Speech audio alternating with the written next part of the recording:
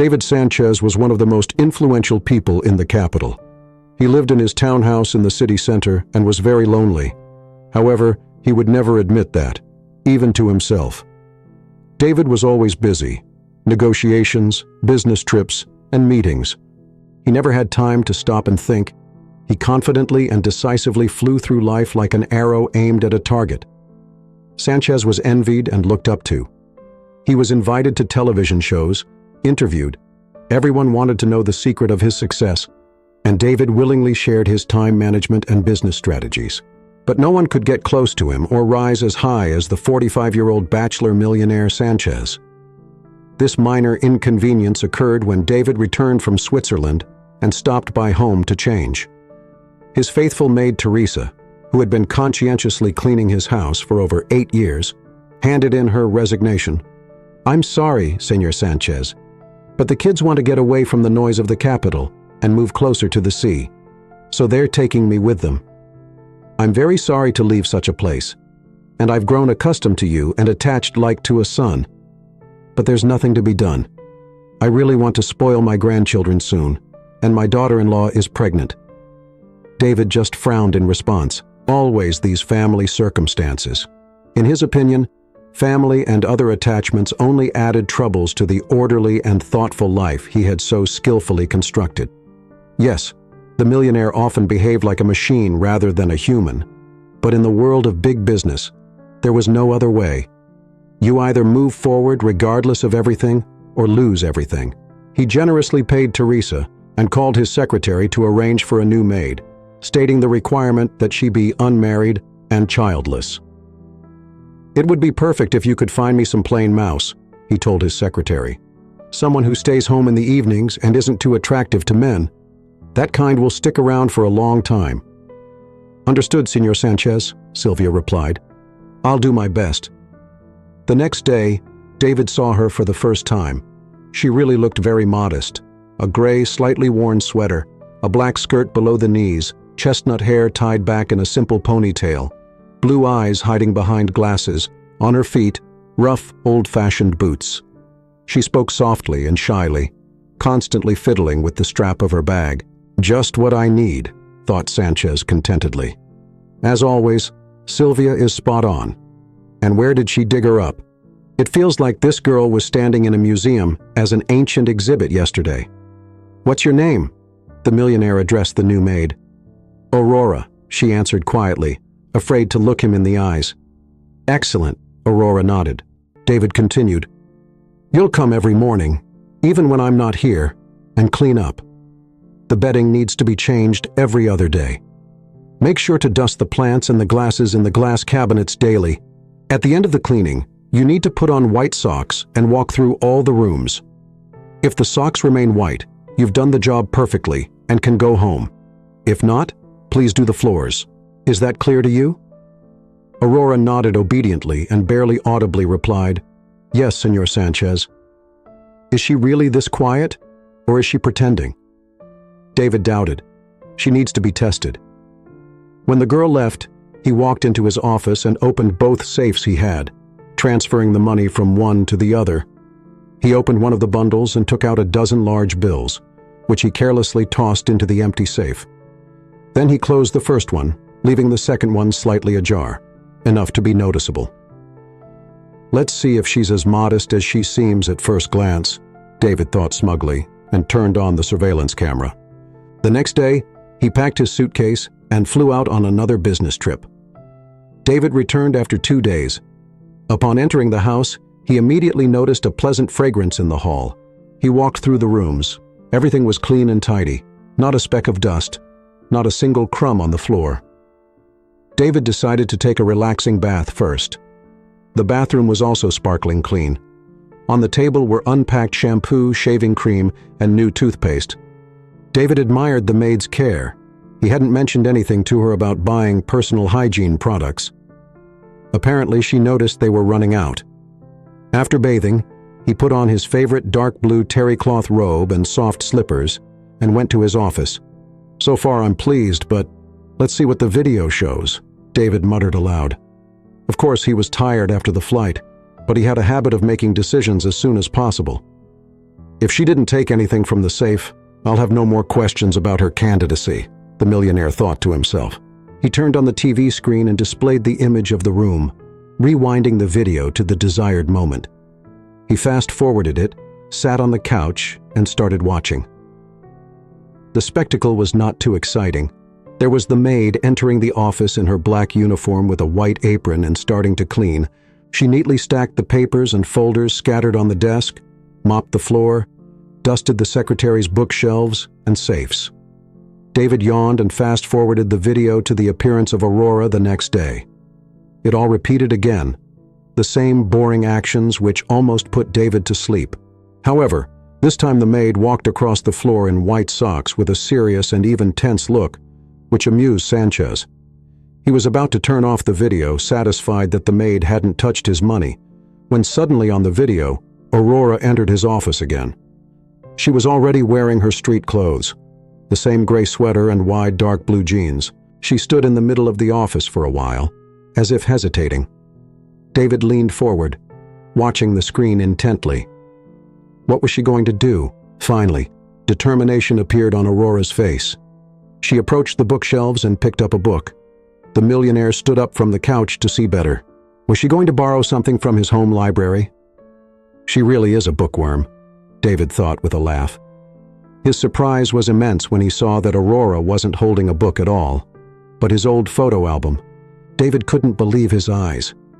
Why did she need his photographs? In amazement, he watched as the girl hastily flipped through the pages, stopped at one, and pulled out a photograph.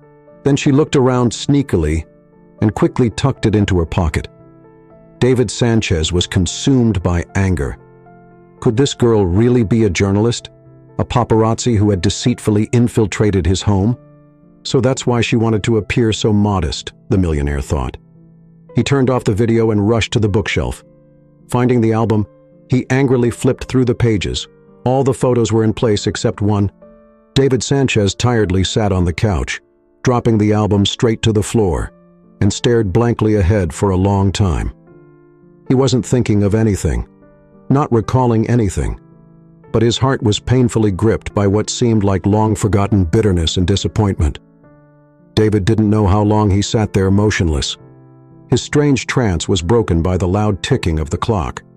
The millionaire stood up, brushed aside strands of damp hair fallen on his face, and calmly left the office. Tomorrow he would instruct Sylvia to arrange a meeting with the new maid in his office, and right now he only knew one thing. He needed to rest to feel his best the next day. He had a difficult conversation ahead. The next morning, David Sanchez woke up 10 minutes before the alarm. It was a habit he had developed over the years. He got up, took a shower, brewed some coffee. She rightfully considered herself the face of the company. "Good morning, Mr. Sanchez," the girl said cheerfully. "How was your trip?" "Excellent, as always," David replied briskly. "Sylvia, I have a request for you."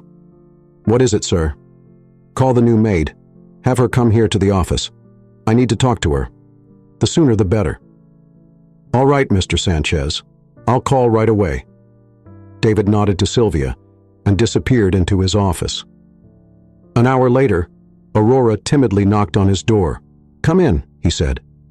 David Sanchez, frowning, crossed his arms over his chest as the girl awkwardly entered and sat across from him. "So," David said rather sharply, "confess, which newspaper do you work for?" Aurora raised her eyebrows in astonishment and looked at the millionaire with confusion. "I don't understand what you're talking about," she stammered. "But I believe you understand perfectly well," Sanchez replied in an uncompromising tone. "I saw everything. There was a camera in the office." Aurora paled and lowered her gaze. There was silence in the office for some time. "You mean the photograph I took from the album?" the girl whispered finally. "Exactly," David said. He was angry and irritated. How skillfully she pretends to be an innocent lamb, he thought to himself. Aurora looked up at him again with her blue eyes. "Yes, I took it, but I swear I don't work for a newspaper, and I didn't intend to publish it." There was sincerity in her tone that struck the man. Either she's a good actress, or she's telling the truth, he thought fleetingly. "Then why did you take the photograph, and why—" He paused as if gathering strength and finished the sentence. "This one?" Aurora's chin trembled, betraying she was barely holding back tears. "Mr. Sanchez, I took this picture because it shows you with my mother." Those words sounded like thunder in clear skies. David Sanchez literally lost his ability to speak upon hearing them. "What did you say?" he asked hesitantly. Could he have misheard? "In the photograph I took from your album." "My mother," the girl repeated quietly. "Lord, your mother?" he asked, still unable to believe that this was all happening to him in reality. Aurora nodded. "But how is this possible? It can't be a coincidence." Aurora looked him in the eyes and nodded again. "Of course not," she replied disdainfully. "I knew from the beginning what kind of scoundrel I was getting involved with by taking this job." David Sanchez was stunned. He suspected that Aurora was simply playing the role of a modest and quiet girl, but he never imagined she was capable of hurling insults directly at him. "How dare you!" he erupted, regaining some composure. "You stole something that belongs to me, and now you allow yourself to make such statements. How dare you?" Aurora calmly and coldly met his gaze. "I stole one thing from you, but you stole everything from my mother," she unexpectedly exclaimed. David's heart squeezed with pain. "Me? I stole? She betrayed me herself." Aurora narrowed her eyes and proudly lifted her chin.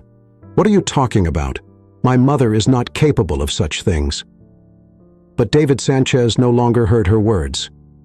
Memories of distant days, which he had long suppressed, trying to erase from his memory, burst free and now surged onto the man with furious force. He closed his eyes and involuntarily transported himself 22 years back. Back then, David had just graduated from university and was actively searching for his first job. He came from an ordinary family with no connections to rely on. Sanchez already knew then that he should rely only on himself. He walked into company offices and personally handed his resume to the secretaries of the bosses. Lucy was the assistant to the director of one of the promising firms engaged in logistics. When David first looked into her blue eyes, he felt as if he had been struck by lightning. He was so taken with this slim, red-haired girl. The young man understood that asking for a number was too bold, but at the same time, he felt that he wouldn't get another chance. So, blushing and stuttering, he dared to suggest meeting her for lunch. Lucy, with a condescending look, glanced at his worn-out suit but agreed. They met the next day, and David took Lucy to a restaurant that was clearly beyond his means. However, he felt that she deserved to dine only there, so he decisively spent his last money on fine wine and expensive dishes. Lucy was impressed. It seemed she had never been to such places before, just like David himself. Later, they laughed a lot, remembering the pompous rich people at neighboring tables. The first date was followed by the second, third, fourth. David and Lucy enjoyed each other's company. They had plenty to talk about, and they were surprised to find that they often understood each other with just a half word. Gradually, the young man realized that he couldn't imagine his life without Lucy, and decided to introduce her to his parents. David was very nervous, but his anxiety turned out to be groundless. The family dinner went perfectly. The atmosphere was warm and pleasant. Mom and Dad looked at Lucy with admiring glances, and David felt pride and joy. That evening, he confessed his love to the girl for the first time.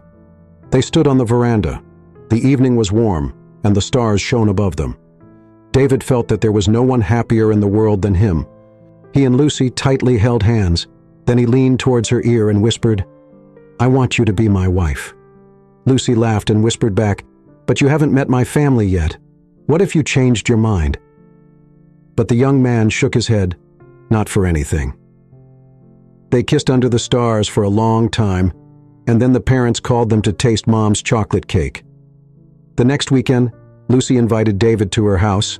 "Now it's my turn to introduce you to my parents," she declared. David was nervous again, naturally even more than the first time. He spent a long time choosing a shirt, then carefully ironed it, but it still seemed wrinkled to him. Finally, he got ready and left the house. Lucy's parents lived a few blocks away from him, so David decided to walk. On the way, he bought flowers and chocolate for Lucy, her mother, and David. and her younger sister. The young man tried to remember her name, but he couldn't. In conversations, Lucy always called her Little Sister Dragonfly. Just outside the house, her name finally surfaced in his memories, Sophia. Lucy had mentioned once that her younger sister was named after their grandfather. David knocked on the door. It swung open, revealing a red-haired girl who looked about 14. "Hi, Sophia," the young man said cheerfully. "I'm David, your sister's friend." He expected the girl to smile at him, but she only furrowed her brow and muttered something incomprehensible before disappearing. Shrugging, David entered the spacious corridor. Lucy's family was not poor. They lived in a large mansion where there was plenty of room for everyone. A few moments later, Lucy descended the stairs. She wore a lovely red dress with a deep neckline and a beautiful pearl necklace.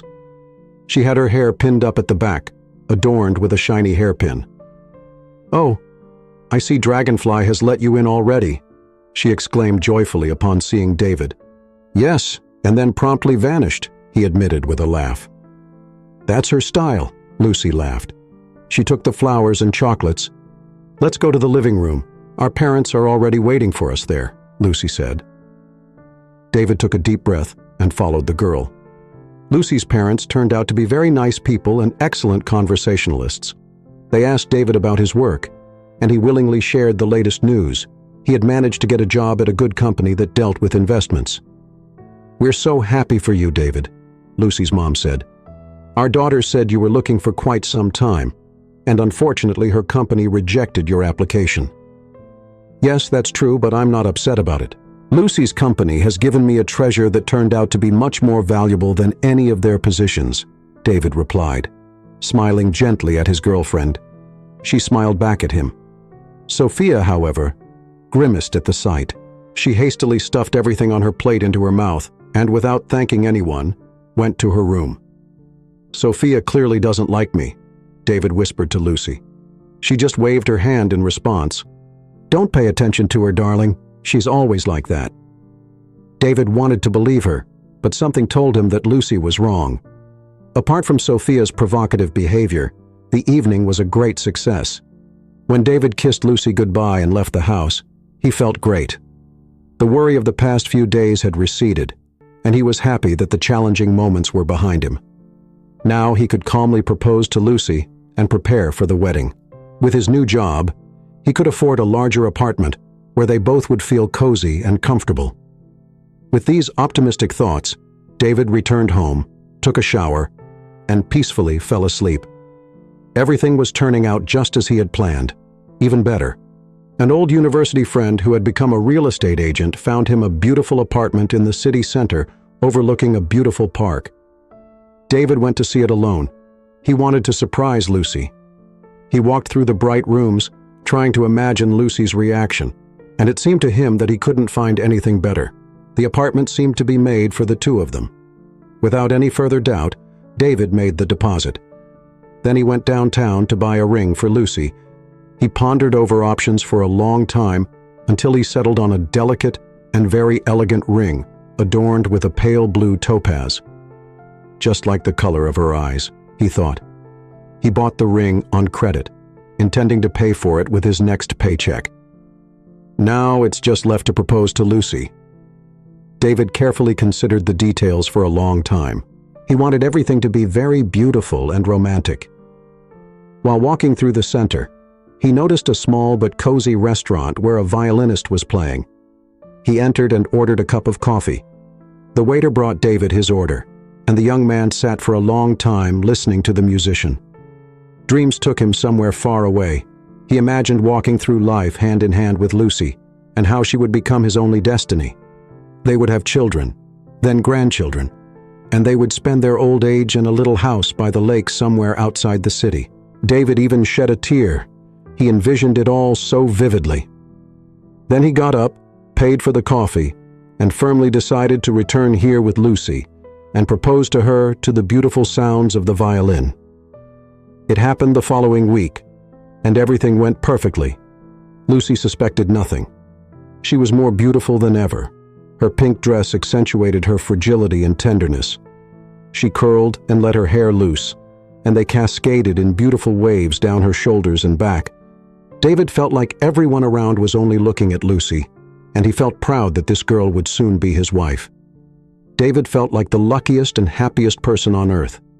He was beside a beautiful woman, and things at work were going better than ever. It was like a fairy tale. When the violinist played one of the most poignant and tender melodies, David got down on one knee and proposed to Lucy. She couldn't hold back her tears. Everyone around applauded.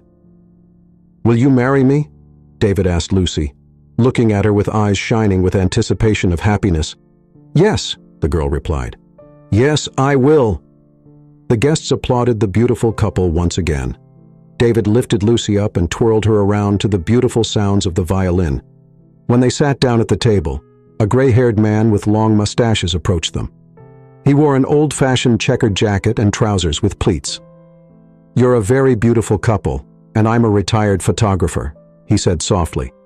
"It sounds strange, but it happens. I got so tired of photographing endless and monotonous weddings that 5 years ago I swore I wouldn't take another photo. But you've inspired me. There's so much love emanating from you. So allow me to take just one photo."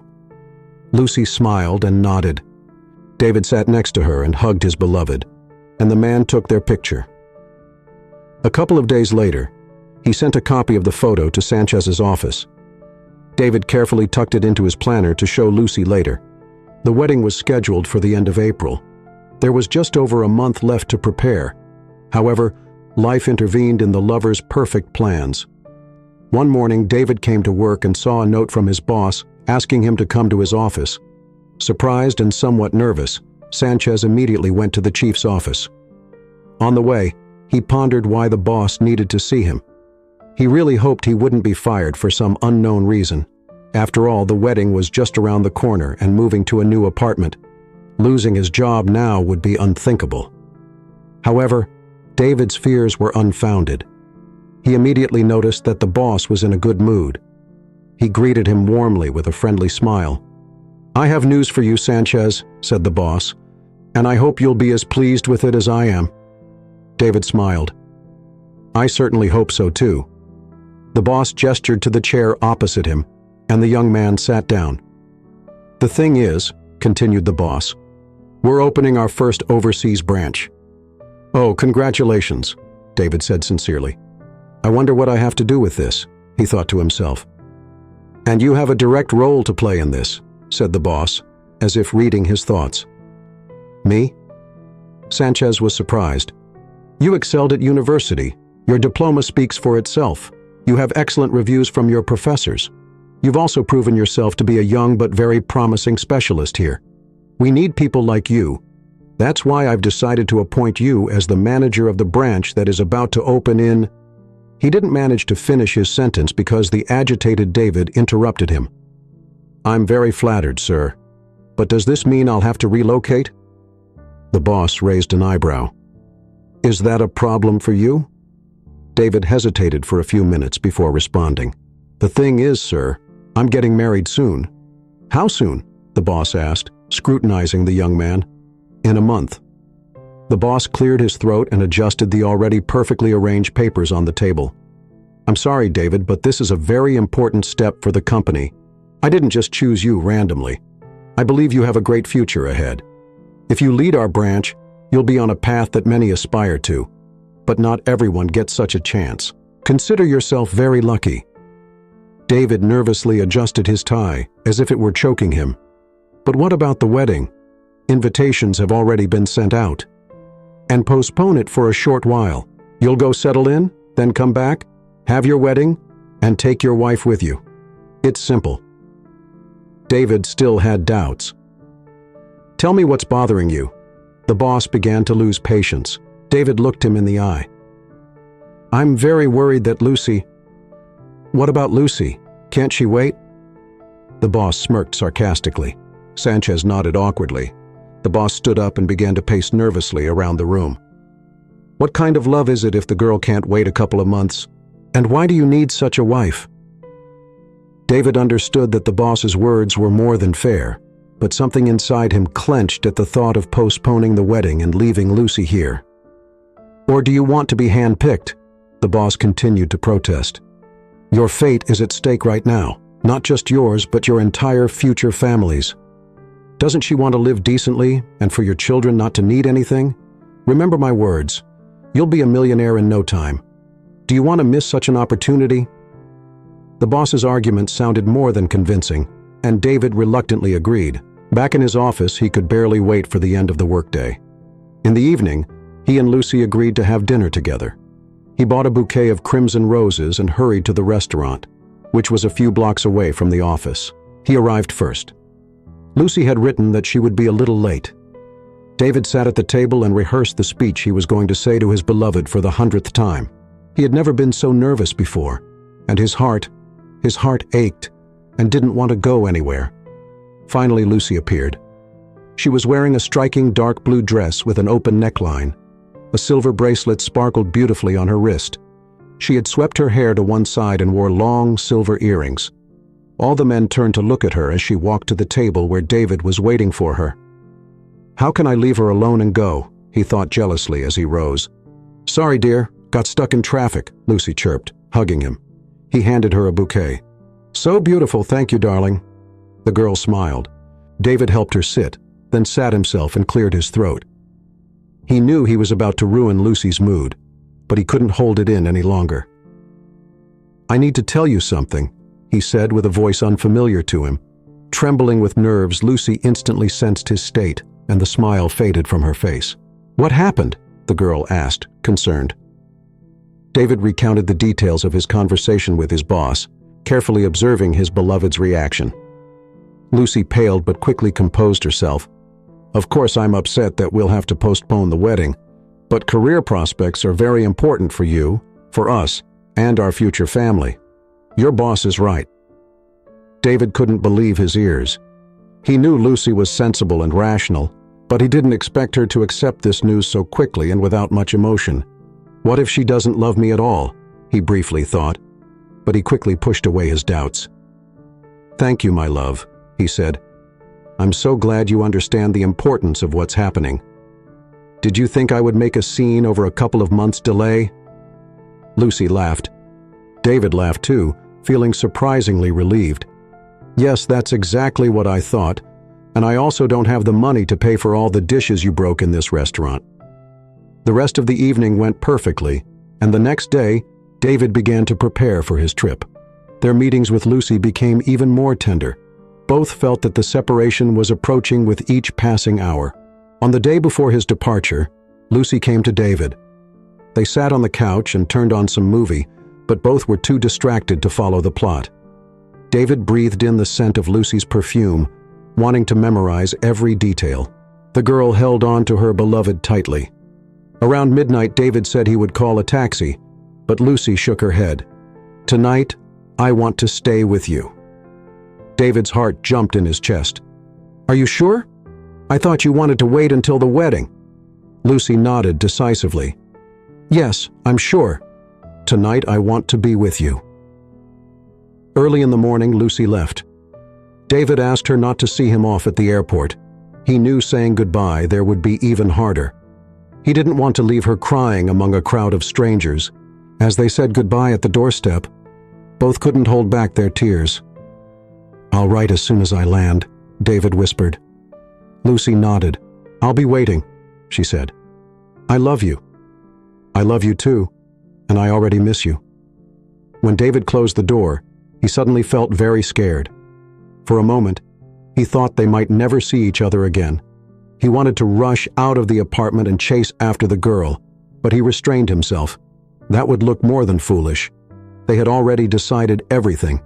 He didn't know that Lucy was also standing behind the door, pressing her hands to her chest, but hesitating to knock. The new country greeted David more than warmly. Everyone treated him with respect, which amazed the young man. He himself felt very young and inexperienced at first. It was difficult for him to adapt to the new life. But gradually the young man began to get used to it, and it became easier for him to fulfill his obligations. Every day he called and wrote messages to Lucy. Time flew by quickly, and the lovers eagerly awaited their meeting. David had already bought the ticket. They only had to wait 2 more weeks. That evening, David called Lucy as usual, but her phone was switched off. Strange, he thought. That had never happened before. The young man called back an hour later, but the result was the same. He called Lucy all evening, but she remained unreachable, and the next day, a message came. "Forgive me, David. I met another man and fell in love with him." The young man nearly dropped the phone. His hands trembled so much. He quickly dialed Lucy's number again, but she didn't pick up. "Don't call me anymore," she wrote a minute later. David barely restrained himself from smashing the phone against the wall. How could she, after all the words she said to him? And he like a fool was waiting for their meeting, and she just betrayed him. David threw himself on the bed and, unable to hold back, burst into tears. By evening, he had a fever. He called the office and said he wouldn't be able to come to work tomorrow. He slept through the entire next day. The fever subsided, but David couldn't get up and make himself do anything. He just wanted to forget. Fortunately, the next day was Saturday, and he didn't have to go to the office. David spent the whole day lying in bed again. He hardly ate anything. On Sunday, he got into the car provided by the company and drove out of town. He wandered through the surrounding fields for a long time, trying not to think about anything, but he couldn't erase Lucy's image from his memory. The girl stood before his mental eyes as if alive. However much David tried, he couldn't help but feel love for her. "I must let her go," he said aloud. She chose someone else. Returning home, Sanchez returned the ticket, took a bath, and shaved, determined to start a new life without Lucy. He blocked her number to stop checking incoming calls and messages every minute. On Monday, the young man went to work, and the familiar life once again swept him into the whirlpool of events. David tried not to remember the past and not to think about the future. All he had left was the present, and he was ready to act and make the most of everything it could offer him. He succeeded in everything he undertook, and with each success, he reached higher peaks. Eventually, David Sanchez left the company that had opened up so many opportunities for him, returned to his homeland, and started his own business. Luck favored him in everything. His business brought in more and more money, and one day David became one of the most successful and wealthy people in the country. "So what do you think my mother did?" Sanchez heard the question, which seemed to carry an Arctic chill. He blinked, pushing away the memories, and focused on Aurora's face. She looked at him hostilely. "She found someone else 2 weeks before the wedding, isn't that enough?" he said angrily. The blank expression on her face ignited as she looked at the millionaire in astonishment. "What are you talking about?"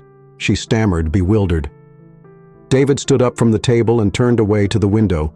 Long-forgotten feelings of resentment, powerlessness, and despair surged back into him with renewed force. "So she kept this from me," the man bitterly uttered. Aurora remained silent, casting her eyes down. She no longer felt hatred towards the millionaire. Something about the man's posture and the tone of his voice made her reconsider her opinion of him. "I don't know anything about it, but I'm sure it's a mistake," she whispered. "After all, my mother was already pregnant with me 2 weeks before your wedding." David felt like he misheard. He turned to the girl, staring at her incredulously. "What? But that can't be." Aurora bit her lip, tears welling up in her eyes.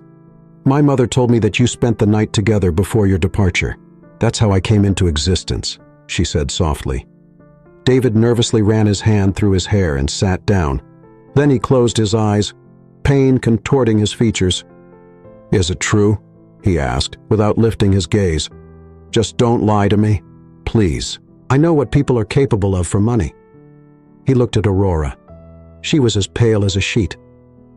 "I know you don't believe me," she murmured, "but I want to get to the bottom of this myself. I always dreamed of seeing my father, of feeling what it's like to be a beloved daughter. I've always been deprived of that. My mother said my father died, but one day I found her diary and learned everything." David looked at Aurora, unsure whether to believe her or not, but his heart squeezed in response to her words. He no longer saw her as a brazen hypocrite. No, there was something in her eyes that made her seem fragile and vulnerable. He wanted to embrace her like his own daughter, to stroke her hair for a long time, soothing her worries and instilling confidence in her for tomorrow. I think only one person can give us the right answer. It's Lucy, the man finally said decisively. But she doesn't know I'm here, the girl said, frightened. I got a job with you without her knowledge. She doesn't think highly of you. I've heard her say many times that you're a coward and a scoundrel when she saw you on TV. David flared up. So that's what Lucy thinks of me? He silently thought to himself. Then he stood up decisively and, circling the table, extended his hand to Aurora. Let's go, señorita. We need to resolve this as quickly as possible. Your mother will have to give us an answer. They left the office, descended in the elevator, and got into an expensive car driven by an elderly chauffeur. Where to, Mr. Sanchez? He asked. David nodded at Aurora. The girl gave the address and the car set off. On the way, David and Aurora remained silent. Finally, the car stopped in front of a rather affluent house. The man and the girl got out of the car. Is Lucy home? David asked anxiously. Yes, she's working remotely, Aurora replied. David hesitated. Perhaps it's worth warning her, not to catch her off guard. But Aurora shook her head. No, let's just do it now so she has no way to retreat. Sanchez nervously swallowed. Aurora took out a key from her purse and opened the door. They entered the bright hallway. Mom, it's me, Aurora called out. Is everything okay? David heard a painfully familiar voice coming from somewhere very close. He suppressed the urge to rush into the adjacent room and embrace Lucy. Yes, but I'm not alone. I have a guest with me, and he wants to see you, Aurora declared. Who is it? The woman replied, and David heard the sound of a chair being pushed back. In a moment, Lucy appeared at the threshold. She was wearing an elegant dark green dress and a white cardigan. Her hair was shorter than in her youth, but still the same shade of red. It cascaded in voluminous waves over her shoulders. Lucy's gaze remained unchanged. David once again saw the same blue, mischievous eyes of the young woman he still couldn't forget. However, when Lucy realized who stood before her, shock flickered in her eyes. She anxiously covered her mouth with her hand. Hello, Lucy, David murmured softly. His hands trembled. His heart pounded desperately in his chest. What are you doing here? Lucy asked harshly, finally regaining her composure. She crossed her arms and looked at the man with hostility and coldness.